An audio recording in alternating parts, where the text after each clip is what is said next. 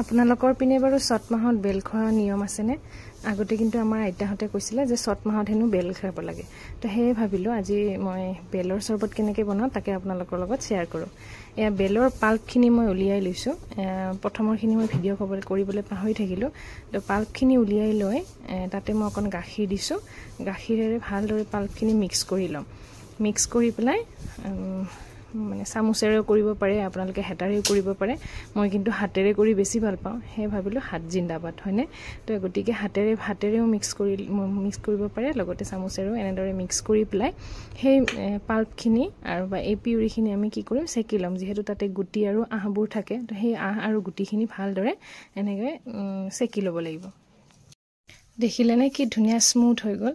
ইয়াতে আপোনালোকে নিজৰ পচন্দ অনুযায়ী চেনি বা গুড় দিব পাৰে, যদি কোনোবাই মিঠা বেছি ভাল পায়।